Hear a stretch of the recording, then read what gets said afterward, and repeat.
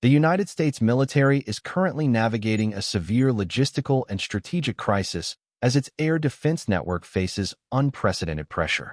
Following intense regional conflicts, American anti-missile systems in the Middle East, specifically in the United Arab Emirates and Jordan, have reportedly sustained significant damage from large-scale missile strikes.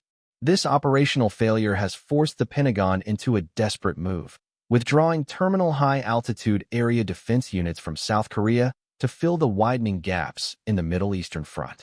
The root of this emergency lies in a staggering rate of ammunition consumption that far outpaces global production. During the initial 48 hours of recent hostilities, over 1,200 drones and missiles were launched against American-aligned positions. To maintain a credible defense, security forces must fire 3 interceptors for every incoming threat, leading to the exhaustion of over 3,000 interceptor missiles in a single weekend. Analysts suggest that at this rate, the entire inventory of defensive munitions in the region could vanish within 7 days.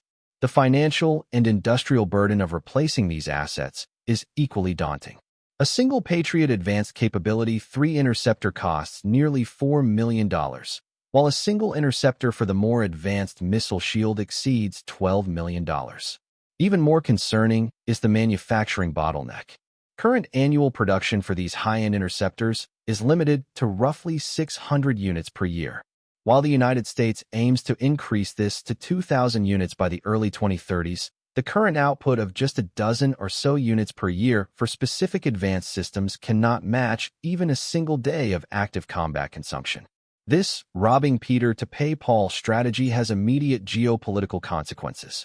By removing critical defense infrastructure from the Korean Peninsula, the United States has left South Korea vulnerable, effectively creating a massive hole in the region's security umbrella. Observers note that this vacuum may inadvertently lead to a cooling of tensions in Northeast Asia, as South Korea is forced to prioritize diplomatic stability over military confrontation while its primary protector is preoccupied elsewhere. Furthermore, the perceived fragility of the American security umbrella is causing a crisis of confidence among Arab allies. History shows that when Western protection falters, regional powers seek alternatives.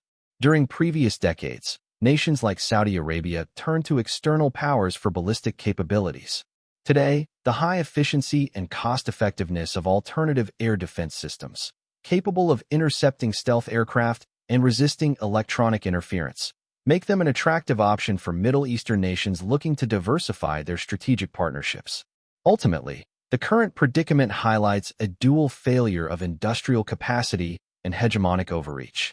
As the United States struggles with high costs and low production volumes, its ability to maintain simultaneous military commitments across the globe is being called into question.